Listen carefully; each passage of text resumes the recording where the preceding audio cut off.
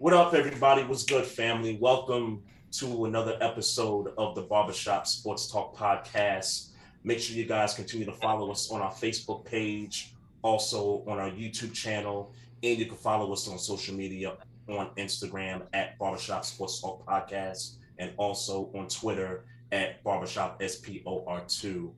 I'm your boy Trey Frazier. I got my brother Maestro Styles here with me. Yes, sir. Yes, sir. And we got a Miami legend in the building today, y'all. Yay! We got a sports talk. We got a Miami sports talk legend right here on the platform. DJ, radio host. The Jeff Fox Show is the platform. Mr. Jeff Fox, thank you for stopping through the barbershop here on the podcast here. How's everything, man? And we appreciate you hopping on for a few minutes with us. Everything's great, man. Thank you for having me. I'm honored to be here. I love what we do. As I said at the top with you guys, I want us to continue to expand Black media, not just sports, man, but every platform, because our narrative is always different from others. It's just, we can tell our own story, and who better to tell it than us, I feel you. Well, look, man, I want to get straight into it, man. What do we need to do as a culture to, get our voice out there? That's probably one of the greatest mysteries, that we've seen so far. But I'll be honest with you, I just think that we need to be able to work together. We need to be able to come together and brand, not call each other Uncle Toms. One of my good friends, we're not best friends, but we're good friends, is Stephen A. Smith from ESPN. And I know he gets a lot of grief from up-and-coming Black sports writers and athletes. He gets a lot of people don't like him, and that's fine. That comes with the territory when you get that large. Yep. But he was one of my first interviews, big interviews when I first started, almost 18 years ago. And wow. And Stephen A. still to this day, I could text him during Sports Center or whatever he's on, First Take, and within 10 or 15 minutes, he hits me back. That's a blessing, man. That's, to be able to text someone in the middle of a show and be able to have that connection with someone of importance in the industry is a blessing, bro. Yeah, and I'll tell you something else, man. We have an advantage.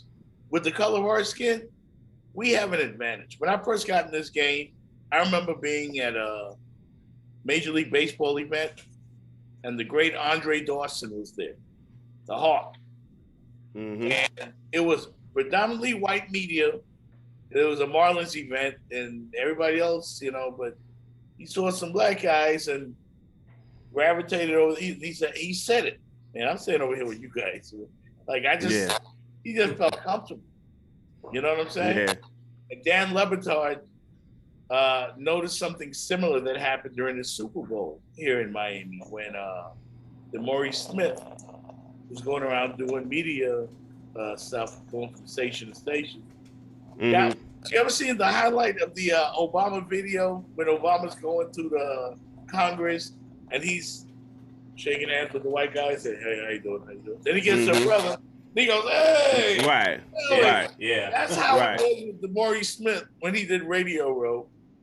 And Dan Le Batard noticed it. And Dan Le Batard said, "Well, how come you get all huggy-dory with the sports brothers and all we get is an ordinary handshake?" Right. Right. Yeah. That subliminally, we are more comfortable around us. With our own people. That's facts. Yeah. And that's what happens. I mean, I'm telling you, that happens in every facet of life. Hey, coach, NFL, why don't we get opportunities? Because the ownership is white. So who are they going to hire? Right. Yeah. I'm glad you brought that up, Jeff. So I'm just going to get right to it because you're down in Miami. You see everything that's going on with the Dolphins. Take me through this Brian Flores thing with the lawsuit against the NFL and some of the things that have been going on. Because one thing that I heard was the situation where the owner was on his yacht with Flores with a particular quarterback, and everybody seems to think it was Tom Brady. I thought it was Deshaun Watson at first, but everybody seems to think it was Tom Brady. Share with us what you know behind the scenes in regards to that.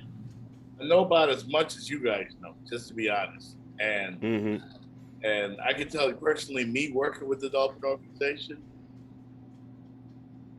I love that organization. They treat me very well. I get access to everything. They've supported my show. They've supported me. Once this pandemic started around here, they've done a great job. I think probably the best in the NFL at being involved in the community, because the stadium, Hard Rock Stadium, is located smack dab in the middle of the blackest city in Miami, Miami Gardens. And they just go out of their way. Now, as far as football operations and Stephen Ross and all of that, I can't say specifically that I've noticed anything as far as racial tendencies or that sort of thing. Because as a matter of fact, I wrote an article maybe about a year or two ago that I commended the Dolphins for hiring Brian Flores and having Chris Greer in the front office. Two major black executives in the NFL. You weren't seeing that around the league. You know what I'm saying? So I don't know. I think they have been dysfunctional in the past, the whole organization. We had the head coach and we had the Willygate. There have certainly been some ways and things that has happened with the Dolphin organization where we flat out embarrassed ourselves. I mean, they embarrassed us. Let's put that on them because it was them that was doing it. Right. Here in South Florida, but with the Brian Flores thing, I think that's more of an NFL problem than a Dolphin problem. Than a Dolphins problem. Okay. Okay. I agree with that. Yeah. Okay. I think it's more a league-wide problem. Even the whole Colin Kaepernick trying to get back in the league thing with Davis issuing a comment the other day. The NFL got a long way to go, man. A long way to go. And I believe that story when he is on the Raiders payroll. Yeah. Other than that, it's just noise. That. Hey Jeff, I want to take it back just for a little bit. I know we was getting ready to delve into sports, but I am interested. Tell me briefly about how you started in this sports media thing. Growing up in the Bahamas, man, where I'm originally from. Shout out to the Trey, Buddy Hield, Jazz Chisholm. All the Bahamians doing big things in sports. I started I was a rapper in the early 90s. Did a video with one of the Live Crew guys. Got a record deal, came over, and decided to just get into hip hop instead of sports, because again, I got a job at a Bahamian radio station right out of high school. And I stuck with it. I never went to school for this, I never went to Syracuse like Gus Johnson and all the other so many great ones. If you remember the movie Drumline. Yep. You guys just caught me on a good thing because I talk a lot. Yeah. Remember the movie Drumline, Nick Cannon's character could not read music. Remember? Yep, I remember. Can you cuss on here? Yeah. But he drove his ass off. Yeah. Out of some drums and shit. So that was me. I wanted to imitate Bob Costas. I wanted to Brian Gumble. There was a guy who wrote for Sports Illustrated. Who wrote Ralph Wiley. Okay. Great Ralph Wiley. He passed away. He was my favorite guy. He was Stephen A. Smith before Stephen A. Smith. Wow. Okay. Never heard of him, but okay. The sports reporters with ESPN. I admire guys like that. Bill Roden, Michael Wilbon, certain type of guy. What about Rob Parker? Love Rob Parker. He retweeted me the other day. I love Rob Parker. I'm a little closer with Chris Broussard, but Rob's my man. He retweeted me the other day on something I posted about jazz, I think, something. But anyway, it's guys like them that I would imitate and got into radio broadcasting at the urging of my family when I moved back to Miami. They were like, get back into it. And again, Steve A was one of my first big interviews. So we got to do the Sports Brothers, and we preceded Dan Levitard. We were between him and Colin Cowherd on 790. So while the Fox 2s were in Atlanta doing their thing, we had the Sports Brothers in Miami doing basically the same thing, and we were both number one in our respective cities. Right. That's dope. Short-lived. It was short-lived. Yeah. There was not enough support. Right. Right. Wow. Hey, do you know Joy Taylor personally? Joy Taylor? Yes, I know Joy. Okay. What's her personality like? Super cool. Tell the Maestro said what up. Yeah. I will do that. In fact, shout out to Joy Taylor. You do Twitter Space? I was enjoying Twitter Space a couple of weeks ago. Oh, okay. Yeah, she be in the Twitter Spaces a lot. I'm following people that are in the industry, and sometimes she'll pop up in somebody's spaces and kind of host the whole thing. So a long way, man. But she do got the looks though. You gotta. Yeah. She fine. Let's face it. Yeah, she fine. But and she seemed like she seemed just as cool. She seemed like she cool though. Yeah, she is. She is. I was at 790 the ticket, and Joy was the WQAM with Michael Irvin and all of them. And they had the Super Bowl champ Michael Irvin. 790 had us, and we whooped their ass in the ratings every time. And we beat them because, like you guys called yourselves the Barbershop, that's what we were. The sports. Yeah. We weren't former jocks. We weren't somebody who went to school and studied all this stuff. We were fans like your fans, and people related to us. Yeah, you just shot from the hip. Yeah. You go to a game and meet a total stranger, and by the time the game is over, you and that guy are like best of friends. That's what sports is supposed to give. That's what sports is supposed to deliver. You dropped the gem. You dropping gems right there, Jeff. You dropping gems right there. Yeah, I lived in an apartment complex one time, when I was raising my kids here, and there was a white guy that lived above me, a couple floors above, and he would see me all the time and would never speak to me. And I just thought he was racist. So the Marlins got to the playoffs one year and magically won the World Series. And during that time, I started wearing Marlins gear. And one time he held the door open for me to come in the lobby of the building, and I was doing it, And next thing I know, he discovered that we both like baseball, both like going to Marlins Stadium. Next thing you know, we started going together, and became one of my best friends. And he worked for the National Weather Service, not a racist bone in his body. But I know that and for sports. Right. Yeah. It's sports, man. Yeah. Okay. Yeah. I feel you. Yeah, go ahead. Please. Yeah.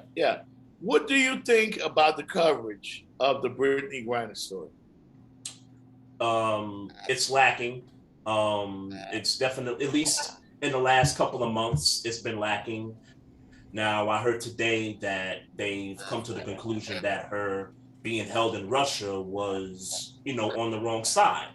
So my response to that is, okay, now that y'all took all this time to admit your wrongdoing, bring her home. Like that's all we've been asking for on this side is bring Brittany Griner home, because not just because she don't belong there, she belongs here. She's American, but with all the stuff that's going on over there, God forbid something happens to her, we don't want that. So bring her home. Right. And go ahead. Yeah. For me, it's just, it seemed bad from the beginning. It didn't, and I don't pretend to have all the facts, but I'm more of a look at the situation from my own little two eyes, and that don't feel right to me. It didn't feel right. I get that rules are a little more stricter maybe in Russia, and however they feel about weed and drugs over there. I've heard things about that, but the thing for me is send her home. She should have been home. 75. I'm hearing. Yeah, I'm hearing about people. Yeah, I'm hearing about people. I heard about somebody, some soldier or something that shot somebody or something crazy that got out before her or something like that. Yep. Mm. Yeah, I got a problem with that. My thing is this: I feel like if that was Paige Beckers from there would have been a national outrage. Yeah, I believe that. There would have been a national outrage. I believe that 100%. Race, but they got to. That's why black media again is important because CNN's not thinking about it. ESPN is not thinking about it. All of them are bringing up Brittany Griner at the bottom of the hour. And instead of at the top of the broadcast, they wait until they run through all the top stories or whatever. Oh, by the way, Brittany Griner, whatever. If that was Paige Beckers, you from UConn, Paige Beckers, 18 or 19. No. Yeah. Not a WNBA All-Star. And even if it was, let's say it was Diana Taurasi. Sue Bird. Jeez. Oh, you guys know what I mean. They would have been home. Yeah. They would have been home already. It would have been a national outrage. It would have been a catastrophe. Exactly. And the Brittany Griner situation gets me really, really upset. Now the league, as you guys know, will put a BG on the floor when they start playing on Friday. And they're doing all the little... Right. The gestures. Nuances, the pandering kind of a thing. Yeah. But this is an outrage. This is disgraceful. And it's sad, man. What she has to endure. Yeah, I'm not going to. Yeah, and I feel socially responsible here. And like when you say that to me, I'm like, damn, like I kind of forgot about it up until a couple of days ago. All of us did. Like, my son's girlfriend my son's about to graduate. His girlfriend is from Ukraine, so I got to meet a Ukrainian in person or whatever. Yeah, and congrats, by the way, to your son. Yeah, thank you. Yeah, congrats. And while she's not directly connected to what's going on over there, I can sympathize.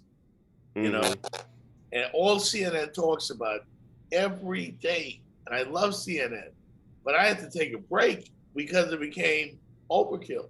Yeah. Like they covered nothing else but this Ukrainian war. And Hey, Jeff, it's almost as if COVID just left the country altogether. Yep.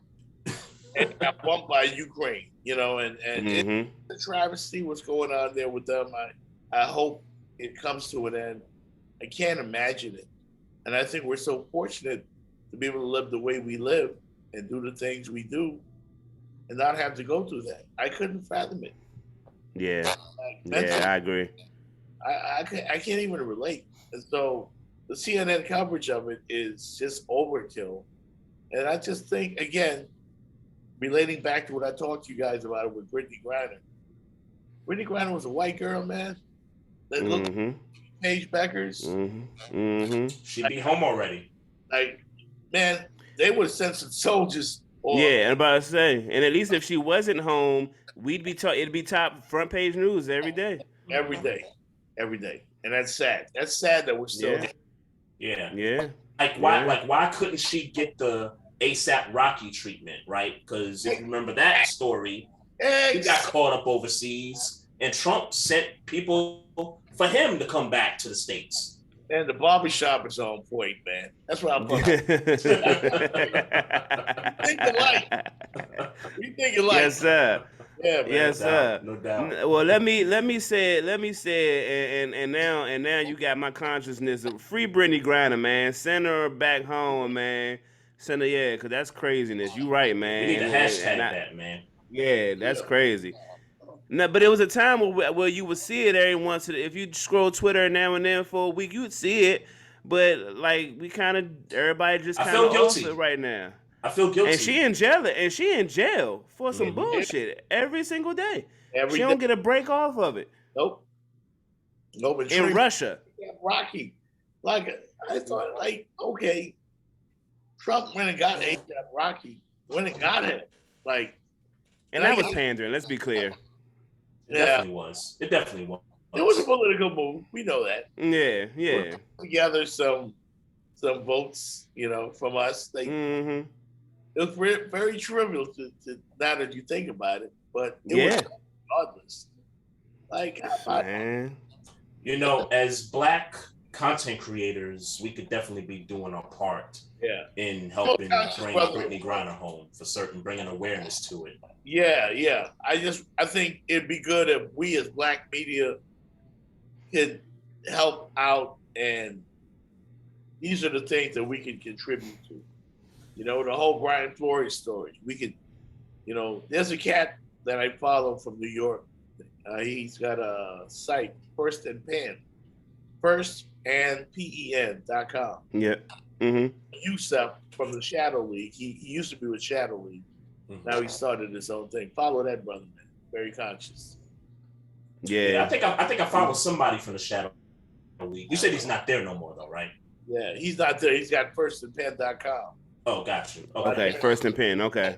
Yeah, he does some great articles, man. Sports from our perspective. Which the original idea. Well, First and Pen.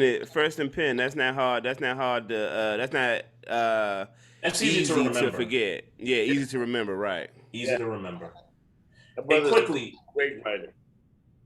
Quickly, Jeff, your thoughts on the Miami Heat and how far they can go in these playoffs? The Philadelphia 76ers have no shot against the Heat. No shot. I feel bad for Sixers fans, but I don't feel bad for Sixers fans. Ever since they moved Michael Irvin, they deserve what they get. But Miami can't. I think Milwaukee has been slept on. Even I have so respect for that team. I have. I definitely slept on them. Because, and you got to give it to him. Giannis has improved a lot. Yeah. Right?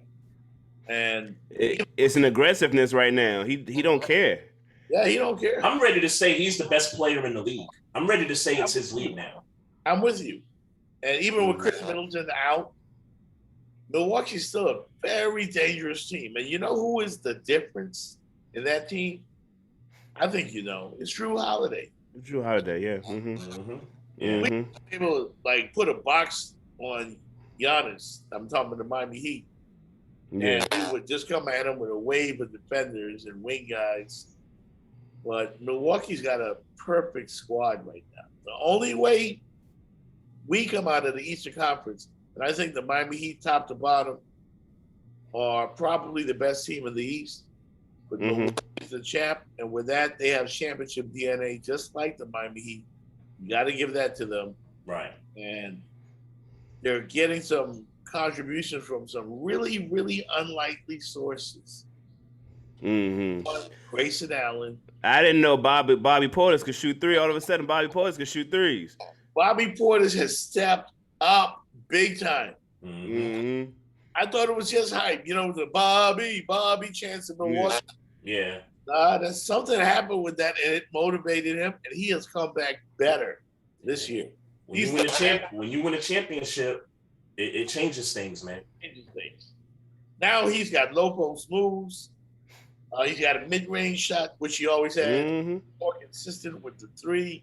He's grabbing rebounds. He's playing great defense. He's adding energy. He's got all of that. I think we have the formula to beat Milwaukee. And by saying that, I'm already dismissing Boston. They're dismissed. Philadelphia, you're dismissed. It's just in Milwaukee right now. And there's a victory for Miami. We got to hit the threes. Yeah. Milwaukee's weakness is the three. Miami's is the three. So styles make fights, right? Yes, sir. Yes, sir. The way the Miami Heat play is something that can beat the Milwaukee Bucks. We just have to be on with it. Because if our three ain't going in, we ain't winning. We ain't winning. Yep, I agree. Y'all did it in the bubble a couple years ago. Yeah, we did it before. But they were killing them with the three. Right. Duncan Robinson, that's how we find out who he is. Mm-hmm. This Heat team is so versatile, man. You know? Yeah, Hero. Shout out to Hero, just won six man. And they've got a bunch of guys. I was on the floor before the game last night talking to one of the Heat radio guys, Tony Fiorentino. I was talking to him and some of the local media here. And the Miami Heat always find these guys that have that Miami Heat culture. You heard about the Heat culture? That's some real shit. And it goes years to Pat Riley when he first got here. It's real as it gets, man. Yeah. I'll write an article on that really soon, but it's real. It's very real. And PJ Tucker is the perfect Miami Heat player. Yeah. Gabe Vincent. Seemed that way. Yeah, perfect Miami Heat player. Seemed that way. Going back to years past, guys like that we got from Portland. What's his name? The point guard who played with Clyde Drexler. Terry Porter. I was with you. He was a solid guy for us. GP, Gary Payton. Gary Payton was solid, yeah.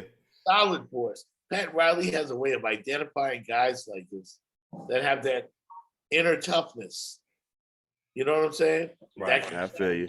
Tough times in the playoffs. And I'm finding out now that Victor Oladipo has that in him too. Mm-hmm. All these guys that can contribute.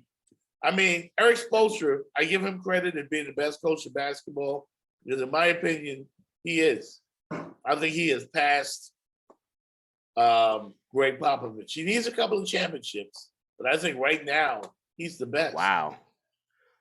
Wow.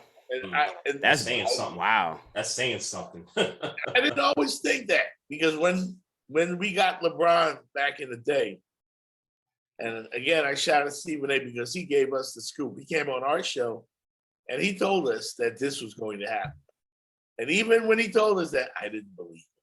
I thought LeBron was going to New York or staying in Cleveland, you know. But hey, Jeff, together. I'm sorry, Jeff. We got literally like 30 seconds left on this Zoom here. But we appreciate your time because I know your time is valuable and everything.